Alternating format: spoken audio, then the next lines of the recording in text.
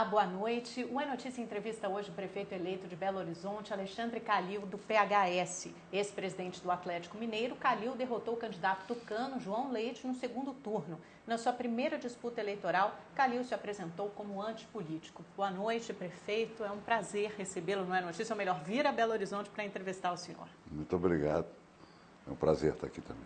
Estamos gravando justamente no dia em que caiu o avião com a delegação da Chapecoense, ainda sob o impacto dessa grande tragédia, que é a maior tragédia do futebol brasileiro, a maior do futebol mundial, imagino, e uma das maiores do esporte. O senhor é ex-dirigente de um clube de futebol. Qual o impacto dessa tragédia para o senhor pessoalmente, prefeito? Olha, qualquer tragédia de aviação é muito impactante. É um negócio que a gente fica meio sem acreditar. Eu acho que é uma tragédia, é um negócio que ninguém tem culpa, né? Eu gostaria de lembrar que esse avião, não esse modelo, esse mesmo avião, trouxe a seleção argentina, Comércio e Companhia Limitada, para Belo Horizonte, né? Então, quer dizer, é uma tragédia que vai ser difícil ser digerida pelo esporte brasileiro, pelo futebol brasileiro. Tem como ela continuar? Porque praticamente todo o time morreu nessa tragédia de aviação. Olha, tem sim. O futebol brasileiro se modernizou, o futebol brasileiro hoje está mais unido.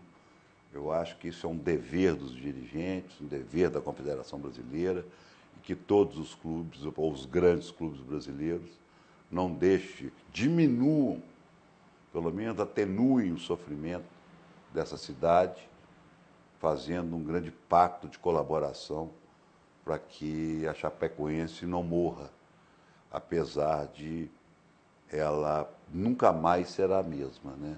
A gente fica meio sem reação pelo tamanho da tragédia, mas acontece e nós temos que atenuar de uma forma o sofrimento dessa comunidade, desse clube, dessa torcida, que ela já sofre quando perde um título. Você imagina o que ela está sofrendo quando cai um avião com um time que estava indo disputar uma final. Prefeito, mudando de assunto, né, depois dessa introdução, porque é impossível não falar sobre esse assunto hoje, vamos falar sobre a Prefeitura de Belo Horizonte, sobre a sua eleição e sobre as perspectivas. O senhor é empresário, ex-presidente do Atlético Mineiro, nunca tinha concorrido a um cargo público. Por que decidiu? Por que quis ser prefeito? Olha, acho que eu cheguei a falar isso até no seu debate. Isso foi uma conjuntura de fatos, de gente que foi atrás de mim, que queriam fazer o que eles chamam de diamante, que é um tipo de pesquisa qualitativa, porque achavam que eu teria chance de ser o novo prefeito de Belo Horizonte. E pela minha experiência como administrador, o que eu tinha feito pelo Atlético, pelo que nós tínhamos realizado, eles gostariam de fazer. Eu, despretensiosamente, falei, uai, não tem problema, vamos fazer e vamos ver o que é que vai dar. E o resultado foi muito bom. E aí eu trouxe alguns profissionais e nós fomos para uma campanha que era curta. Essa decisão foi tomada quando, só para a gente entender? Olha, isso foi por volta de março, abril. Foi tudo muito rápido, né? Em menos de 6 meses o senhor decidiu ser candidato e saiu para a disputa. E nós tínhamos 20 segundos de televisão. No primeiro turno? No primeiro turno. Então, isso, por outro lado, faz uma campanha muito barata. Que a gente sabe que numa campanha política o caro é a televisão, produção, né? Tudo que envolve, você sabe muito bem. Então, nós fizemos uma campanha muito, muito barata no primeiro turno. E quando as pesquisas nos deram já no segundo turno, nós já tínhamos a certeza do segundo turno desde da segunda semana de campanha, nós sabíamos que na hora que nós igualássemos a televisão no segundo turno, que o povo entenderia o que a gente estava explicando, o que a gente estava tentando passar para ele. Teria um espaço maior para crescer. Agora, isso é interessante. Ao que o senhor atribui essa eleição? Porque o senhor lutou contra todas essas adversidades no primeiro turno, é filiado a um partido nanico, o PHS, que derrotou uma das maiores forças políticas de Minas Gerais, o PSDB e o senador Aécio Neves. Tem mais gente, tá? Mas você pode pôr na conta só dele. Foram 2 senadores, 3 ex-governadores, um prefeito de Belo Horizonte. Foi muita gente. Mas eu acho que é o seguinte, eles não entenderam. E pior, continuam não entendendo. Que o povo não aguenta. Não aguenta o quê? Isso que eles estão fazendo com a gente mais. Nós tivemos agora um exemplo em Brasília. Né? Que exemplo? Eles queriam anistiar um crime. O Caixa 2. Um crime com retroativo. E pior, um crime retroativo. Quer dizer, a partir de hoje pode perdoar o Caixa 2. Tudo bem, mas se perdoa aqui para trás. Com gente presa, com um monte de gente condenada, investigada. Quer dizer, e acham que isso não bate na cara da população brasileira. Entendeu? Acha que podem, isso não é nem bater, isso é cuspir na cara do brasileiro. Então, continuam não entendendo. O senhor acha que o senhor entendeu a mensagem e acha que ganhou a eleição porque surfou nessa onda do antipolítico, porque soube aproveitar esse momento? Olha, o problema não é o antipolítico. Eu soube aproveitar a política que estão fazendo no Brasil. Mas o bordão da sua campanha era, o lema era chega de políticos. Sim. Ou não chega da má política, ou chega da política ruim, chega dos políticos em aí geral. Aí é um problema de mercadológico. Na verdade, chega disso aí que nós estamos assistindo. Né? Chega de pegar um poste e falar assim, isso aqui vai ser o candidato porque eu quero que ele seja. Isso não é um defeito do PSDB, não. Eu acho que o próprio Lula fez isso. Entendeu? Isso não dá certo. A pessoa tem que ter... Eles esqueceram de olhar para a janela. Só tem gente na rua que vai votar e que vai decidir. Na hora que o povo entendeu que nós tínhamos que fazer essa cidade funcionar e que ele é que mandava, com 5 minutos de televisão, e nós fomos fazendo proposta, propondo, a eleição virou. Aliás, foi a única virada do segundo turno. Mas o que o senhor pretende fazer diferente? Porque uma vez que o senhor estiver na administração municipal, vai ter que fazer política também. Aliás, já está fazendo política na equipe de transição, conversando com as pessoas, dialogando. Né? Isso envolve uma série de interesses, de trocas, de demandas que terão de ser atendidas. Olha, existe uma coisa que está incutido na cabeça do brasileiro, que política é troca, política é emprego, que política é... A imprensa, e a maioria dela, acha isso absolutamente normal. Quer dizer, existe uma troca. Não existe. Mas existe um jeito de fazer não, política no mundo inteiro. Né? Sim, é o jeito republicano de fazer política.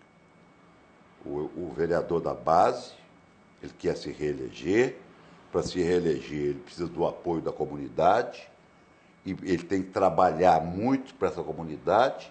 E o prefeito, que tem o cheque na mão, tem que ajudar, que ele ajude essa comunidade. O vereador está sempre em busca daquela liberação de verbas, sim, né, para construir uma ponte. Mas para chegar na ponta, para chegar lá na ponta. Isso não é mal, porque se o dinheiro chegar na ponta, porque com o empreguismo, com a troca de favor, o dinheiro não chega no pobre, no povo. Esse dinheiro não chega. Isso é política. Isso é diálogo, isso é conversa. O prefeito, eu preciso de atender a minha comunidade. Eu preciso de levar saneamento, eu preciso de levar asfalto, eu preciso de levar mais médico, mais posto de saúde. Isso é política. Essa política eu quero e sei fazer. Então o senhor não está negando a política. O senhor vai manter, vai fazer, vai passar. O senhor é um político agora. Sim. Não é? Sim. Agora que tem um cargo, mandato eletivo, mandato popular, o senhor se considera um político. Sim. Mas isso eu disse na campanha. Eu não quero politicagem. Né? Não é dando o emprego para 10 pessoas que o vereador falou que eu quero o voto dele, não. Mas como é que o senhor vai mudar todo esse sistema de fazer política? Como é que o senhor pretende atender? Porque o jogo de interesse o senhor não pode mudar sozinho, né? Tem que conversar com os outros 41 vereadores da Câmara Municipal e todos os cargos comissionados ou não, funcionalismo público, está todo mundo acostumado a um determinado jeito, a uma determinada maneira de fazer as coisas. Do mesmo jeito que foi feito lá no meu clube. Lá também é um... Então, o clube é um microcosmo, né? A prefeitura é um universo muito maior. Não é um micro... olha, Na comparação com a prefeitura. Sim, mas nós temos um orçamento maior do que quase 300 cidades de Minas Gerais. Não é uma coisa tão pequena. O senhor acha que vai ser possível fazer essa transposição? Eu acho que nós temos que habituar a viciar o vereador a solicitar verba para chegar na ponta. Porque esse é o caminho de ajudar a população de Belo Horizonte. E a prefeitura vai acompanhar, vai fiscalizar. Claro, porque existe uma estrutura muito boa de funcionários de primeira linha que estão sendo chefiados por apaniguados políticos que sabem fazer isso em Belo Horizonte. O senhor já foi comparado ao presidente eleito dos Estados Unidos, Donald Trump, e ao prefeito eleito de São Paulo, João Dória, os dois também com esse discurso antipolítico. O que o senhor acha da eleição dos dois, começando pelo Trump nos Estados Unidos? Como é que o senhor vê a vitória dele? Olha, eu não discuto vitória. Né? Lá é um método diferente, mas foi escolhido pelo povo. Então, se ele é ruim, a outra devia ser muito pior. Né? O senhor acha que o povo escolheu bem? Ou então... O povo sempre escolhe bem. Isso é uma coisa que ele sempre escolhe bem. Ah, o que tinha era isso aí. Então vai isso mesmo. Né? Se eu não conheço João Dória Júnior, nunca conversei com ele, pessoalmente, nem por telefone, mas se ele foi escolhido, ele era o melhor. Né? O povo não erra. O povo, tanto que quando foi o dia da minha eleição, antes do resultado, eu disse, o povo vai escolher. E eu tenho certeza que vai escolher o melhor. Quer dizer, eu nem sabia que eu ia ser eleito. Essa vontade tem que ser respeitada. Tem que ser respeitada. Como Churchill dizia, né? A democracia é o pior regime que existe. Né? Mas nós não arrumamos nada melhor. Então tem que ficar com a democracia. Exato. Agora, a sua vitória foi lida como uma grande derrota do PSDB aqui em Minas Gerais, particularmente do senador Aécio Neves, presidente nacional do partido, que apoiava o seu rival, o candidato João Leite. O PSDB já tinha perdido o governo de Minas em 2014 para o candidato petista Fernando Pimentel. Qual a leitura que o senhor faz disso? O PSDB e particularmente o senador Aécio Neves estão acabados em Minas Gerais? Ou perderam força, muita força? Eu não tenho esse conhecimento político para falar que A ou B estão acabados em qualquer lugar, porque não tem nessa pretensão de desconhecimento quase de um cientista político. Mas saem enfraquecidos. Sem dúvida. Eu acho que perde uma eleição presidencial o Estado e o município, é uma derrota, né? Perdeu de 2 em 2 anos. Né? Então, sai enfraquecido, sim, mas a gente não sabe até onde vai o poder de reação de um grande partido. Né? O Aécio foi uma grande liderança em Minas Gerais, em Belo Horizonte. O senhor está usando no passado, foi uma grande liderança. Mas eu não posso aceitar que ele seja uma grande liderança hoje se ele perdeu a eleição no Estado e no município, na capital. Né? Eu não posso. Então ele não é mais essa grande liderança. Mas não. A prova foi a minha vitória para prefeito. Então isso aí é tratar até com politicamente correto. Não é. Pode recuperar e pode voltar a ser. Hoje ele não é uma grande liderança em Minas Gerais. O senhor disse que não pretende tratar com Aécio Neves, que preferiria tratar até com o governador de São Paulo, Geraldo Alckmin, se fosse para tratar com alguém do PSDB. O senhor mantém essa posição? Eu acho que a campanha foi muito sangrenta, sabe, aqui. E eu acho que tudo passa. Eu acho que a mágoa passa. A minha não passou, não, mas vai passar. Vai cicatrizar ainda essa ferida. Não tá, eu não quero conversar com ele. Eu não teria o menor problema de ser apresentado ao governador de São Paulo, que eu nem o conheço também. Mas a ele agora, eu ainda estou machucado. Ele machucou a minha vida pessoal, ele entrou dentro da minha família. Então, quer dizer, a metodologia que eles usam para tentar ganhar, né, é aquela frase que eu postei, que eu disse no dia. Eles primeiro te ridicularizam, depois riem de você, depois te agridem, depois a gente ganha. Então essa frase do Gandhi serviu muito bem para isso aqui. Por enquanto não tem conversa. E por outro lado, o governador de São Paulo, Geraldo Alckmin, foi um dos responsáveis pela vitória também esmagadora ainda no primeiro turno do João Dória. O senhor acha que o Alckmin emerge como a grande liderança, o presidenciável do PSDB em 2018? Olha, eu volto a dizer que eu não tenho esse conhecimento político. Eu tenho como cidadão, né, brasileiro. Acho que sim. Acho que há o Alckmin que se cacifa por uma disputa, né? Que eu também não tenho conhecimento, porque não sou do PSDB, não conheço a estrutura do partido, mas sem dúvida nenhuma a primeira vitória da história do primeiro turno numa prefeitura importante como é São Paulo, sem dúvida nenhuma, ele num candidato que parece que só ele queria. Então, ele está cacifado, sim, para ser um dos presidenciáveis. O presidente do PHS, do seu partido, Eduardo Machado, chegou a dizer que o senhor poderia fazer essa ponte com o eleitorado mineiro, essa união com Geraldo Alckmin como presidenciável em 2018. O senhor concorda? O senhor poderia ser esse elo, esse vínculo com o eleitorado mineiro? Não acredito nisso, não. Eu acho que está muito cedo. Eu pautei a minha campanha eu não queria saber de 2018. E estou muito preocupado em governar Belo Horizonte em 2017. Não estou nem um pouco preocupado com a eleição presidencial de 2018, porque falta muito tempo. Antes de ser filiado ao PHS, prefeito, o senhor foi filiado durante 12 anos ao PSDB, antes de mudar para o PSB e finalmente nesse ano para o PHS. Isso não faz do senhor um político tradicional e durante muito tempo um apoiador do Aécio Neves, porque o senhor apoiou a eleição da Anastasia, do governador, aqui em 2010, depois apoiou a eleição do Márcio Lacerda em 2012 e a candidatura do presidenciável, então presidenciável Aécio Neves em 2014. Não, em 2014 não é fácil. O senhor? Não. Inclusive... Não o apoiou? Eu não. E nem votei. Mas durante muito tempo o senhor fez parte do partido dele. Eu estou começando só para uma correção. Tá. Eu não participei da eleição presidencial, estava no Rio e justifiquei meu voto no segundo turno, eu nem votei.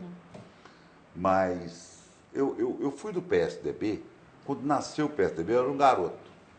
Então levaram uma ficha para mim, eu assinei, nunca participei de nada, absolutamente nada na vida do PSDB. PSB sim, a convite do Eduardo Campos, que veio a Belo Horizonte me filiar, tá certo? Eu me filiei ao PSB, com nenhuma relação com o Márcio Lacerda, foi uma relação com o Eduardo Campos.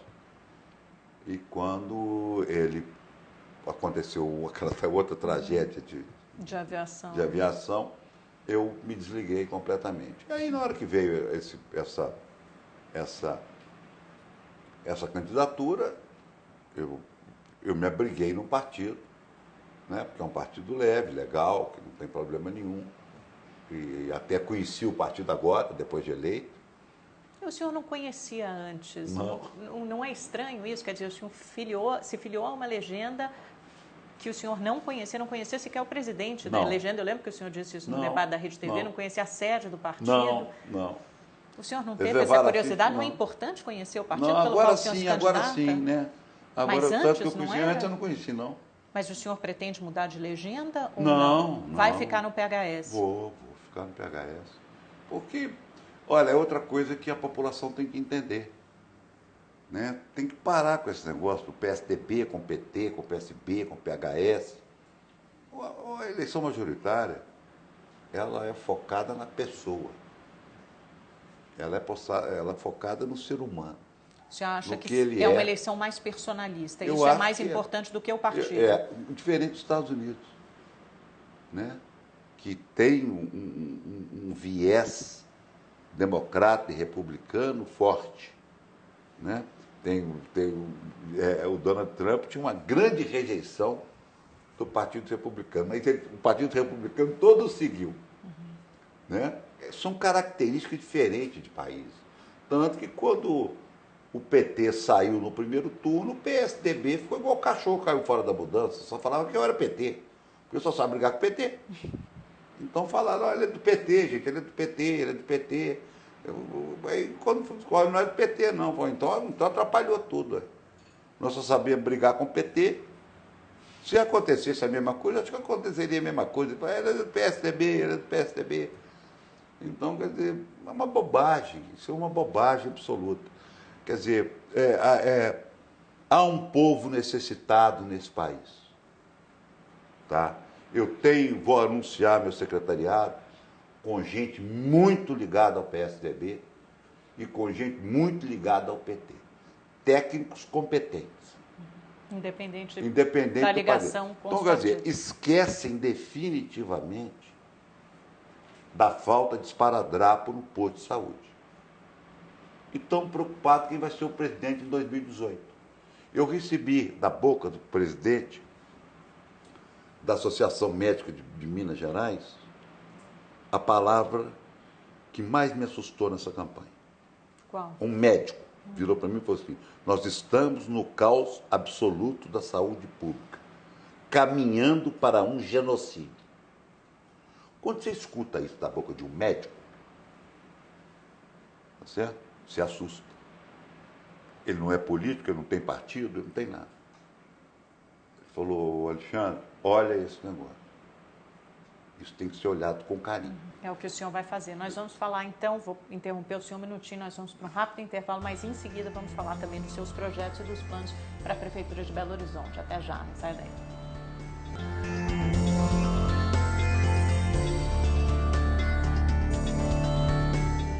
Olá, estamos de volta com a nossa entrevista com o prefeito eleito de Belo Horizonte, Alexandre Calil. Prefeito, na campanha o senhor disse que o governador de Minas, Fernando Pimentel, e o PT poderiam ir para o inferno. Depois de eleito, o senhor disse que Fernando Pimentel é cacique e precisa dele. Por que o senhor mudou de ideia? Não, eles queriam me carimbar politicamente. Mandei só ele não, mandei o Aécio também. Mandei os dois para o inferno. Eles queriam carimbar politicamente uma candidatura que estava caminhando para a vitória. E eu não deixei. É claro que o prefeito precisa dele. A segurança pública da cidade é feita pelo Estado. E é um dos gargalos da população de Belo Horizonte. Então o senhor tem conversado com o Pimentel? Vou ter que conversar sobre esse assunto. Não conversou ainda? Ainda não, mas conversarei sobre esse assunto. Né? Eu vou ter que ir no comando da Polícia Militar, que é subordinada ao governador de Minas. Eu tenho um gabinete militar na prefeitura que é subordinado ao governador de Minas.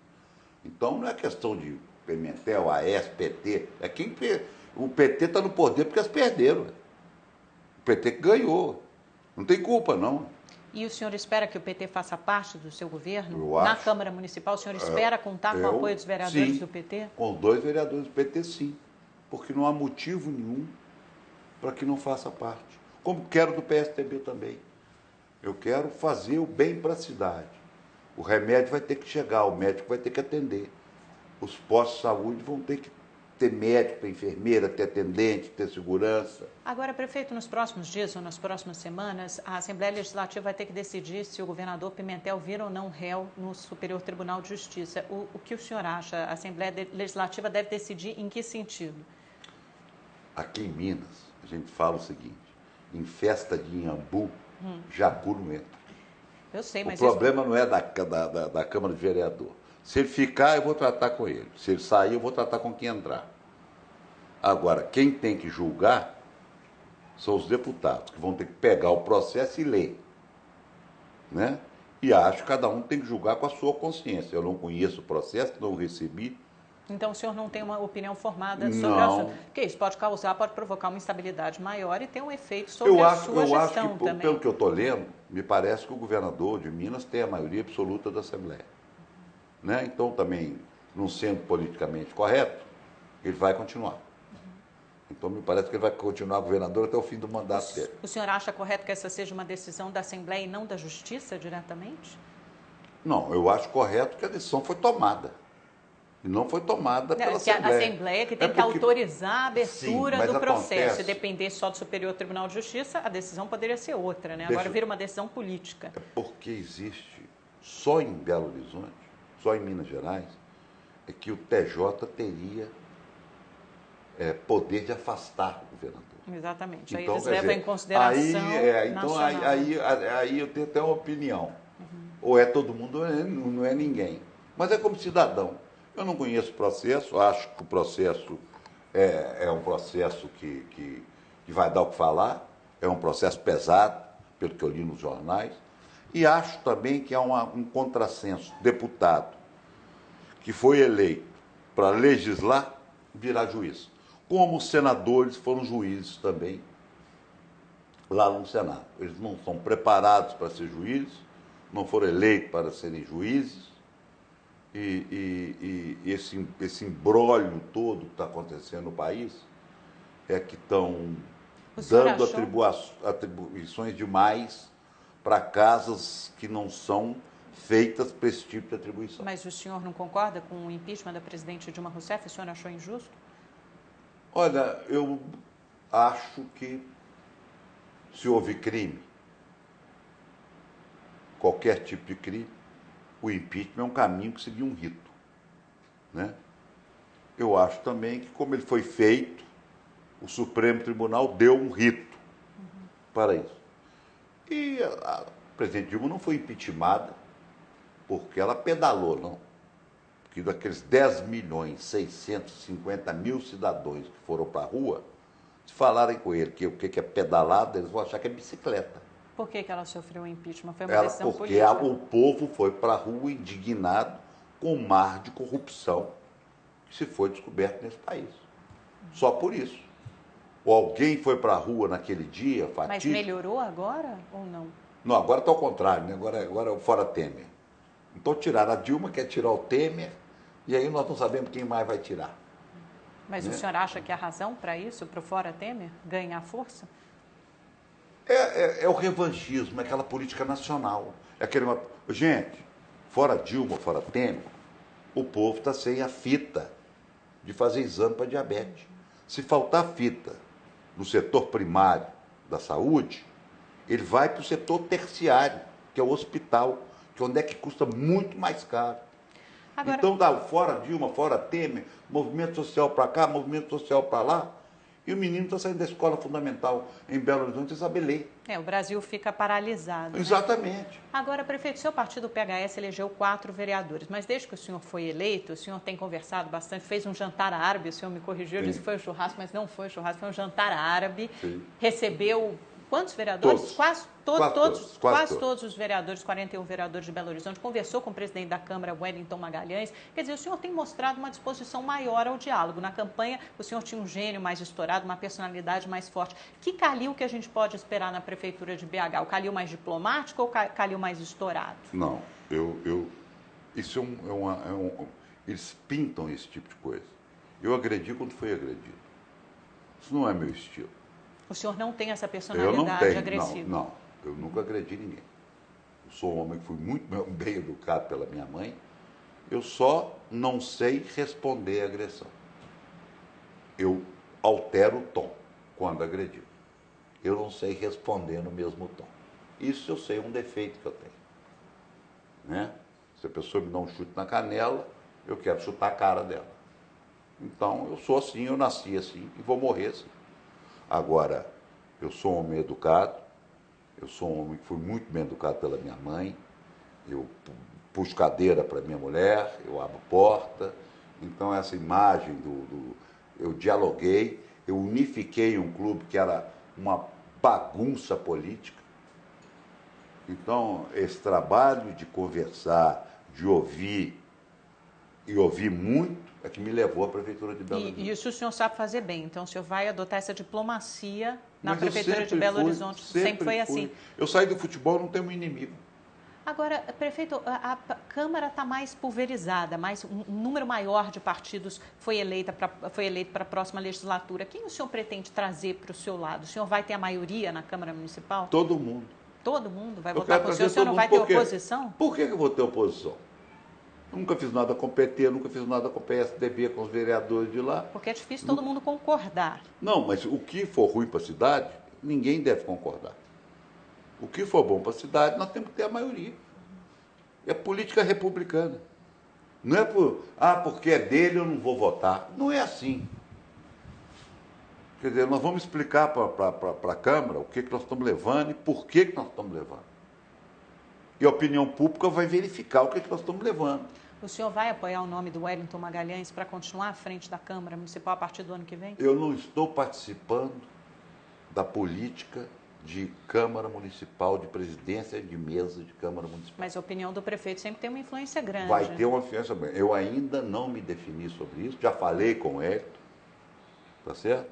Ele o criticou muito durante a campanha. Essa ferida já foi sarada, cicatrizada? Sabe porque eu critiquei ele mais do que ele me criticou. Então ele só fez o seguinte. Então o senhor que deu o chute na canela e... Foi. Ele, então ele foi, que deu. Não, foi o contrário. Vamos ser justos. Deu na cara. Eu o critiquei primeiro. Então, justiça seja feita. Então, né, com ele não, com ele eu peguei o senhor agrediu primeiro. No meio né? Você participou daquele belíssimo debate. Sim, duas então, vezes. Então, no meio daquele debate maravilhoso, né, sobrou para todo mundo. Mas eu já conversei com ele, já falei, e ele criticou como foi criticado. Então, eu acho que onde vai no limite, a linha, como diz o Roberto Gesso, eu vi o entrevista, não pode passar de uma linha amarela. E alguns passaram. E os que passaram da linha é que é difícil perdoar. Com quem o senhor não conversa de jeito nenhum? Por enquanto, pelo menos. Eu converso com todo mundo. Mas vai ser difícil atender o telefone. Mas se encontrar na rua, eu posso conversar. Pode falar, ué. Pode. Agora, prefeito, quais serão as suas principais medidas, suas primeiras medidas à frente da Prefeitura de Belo Horizonte? Começou a sua gestão no ano que vem, em janeiro. O que o senhor pretende fazer? Olha, é o que nós falamos. Nós devemos fazer essa cidade funcionar. Não está funcionando.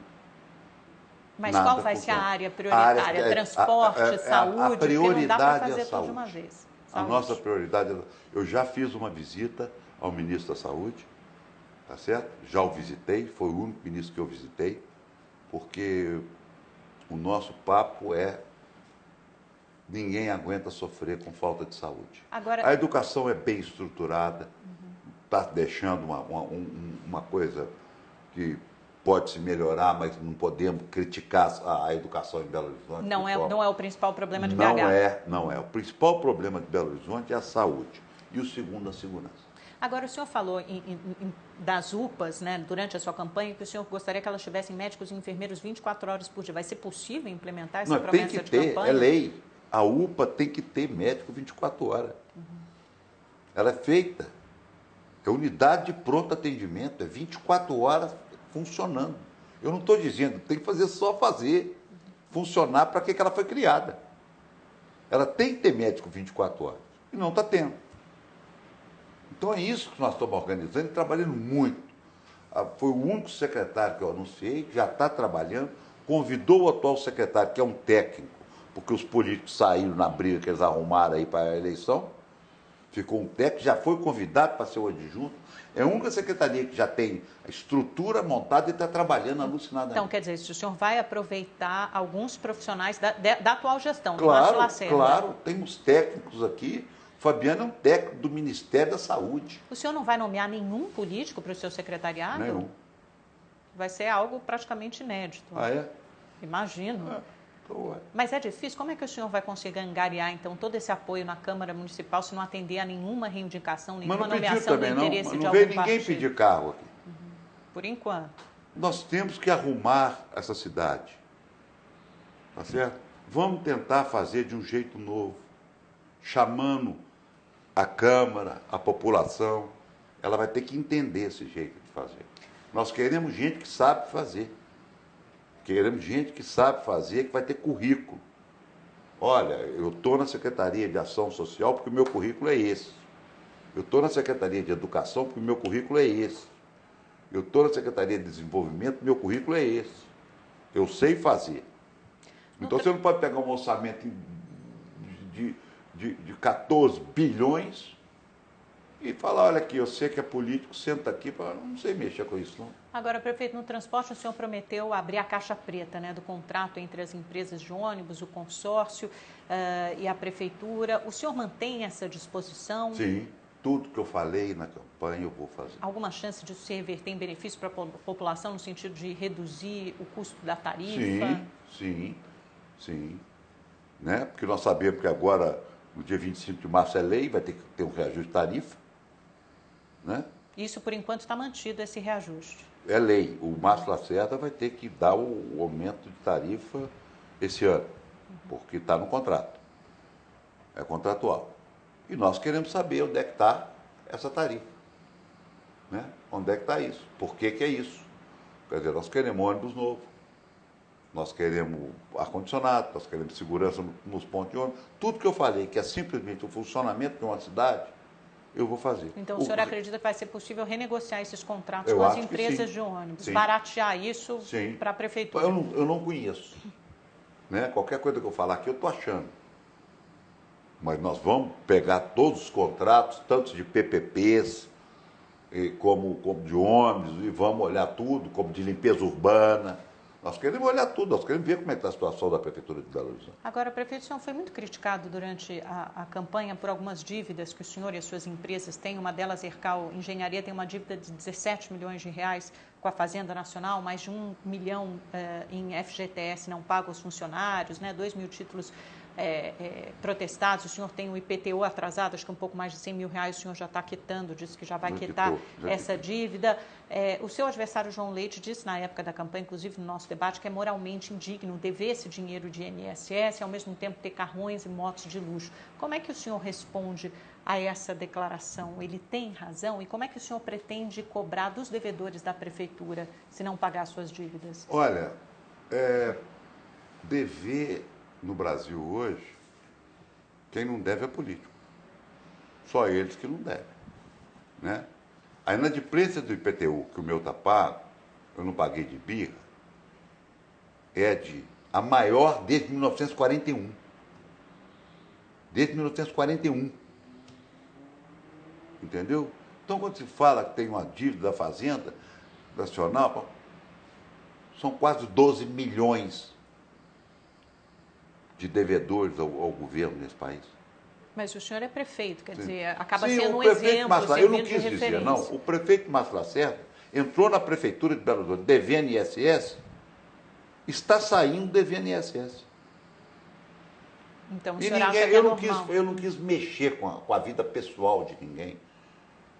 Né? O senhor João Leite fez 9 campanhas políticas, tem casa nos Estados Unidos.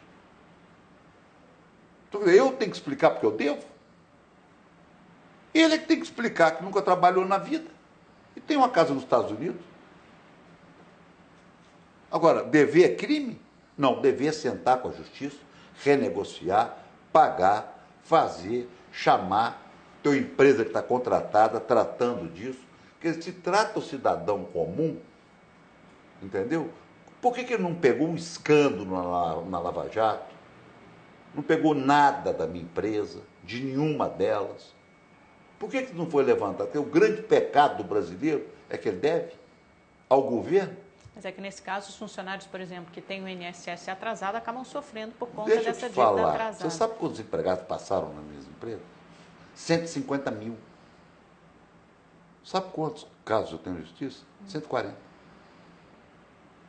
Então, esse negócio, a desqualificação da pessoa é que levou à derrota vexatória que eles tiveram. Porque enquanto eles estavam delatados, todos eles, ou a maioria deles, eles vieram falar de dívida. Eles eram delatados por colocar dinheiro no bolso.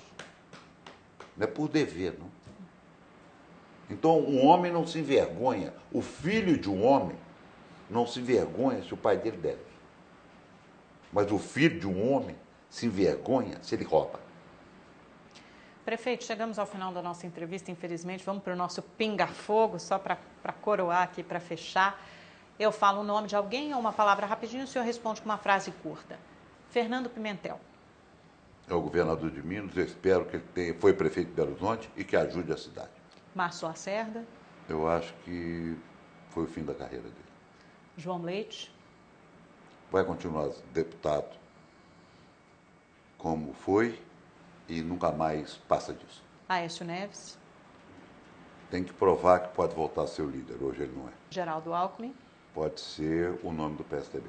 Lula. Está complicada a situação dele. Dilma. A Dilma foi fabricada, e se não fez, deixou fazer. Temer? Que tenha coragem de fazer as reformas que o país precisa. É o presidente, tem que ser respeitado. O objetivo à frente da Prefeitura de Belo Horizonte? Ajudar quem precisa. E um sonho? Ajudar quem precisa. Muito obrigada, prefeito. Foi um prazer tê-lo conosco durante essa quase 1 hora de entrevista e uma boa sorte, boa gestão para o senhor a partir de janeiro. Muito obrigado. O É Notícia fica por aqui. Nós agradecemos também muito a sua audiência, a sua companhia até essa hora. Nós voltamos na próxima segunda-feira. Tenha uma excelente noite, uma ótima semana. Até lá. Tchau, tchau.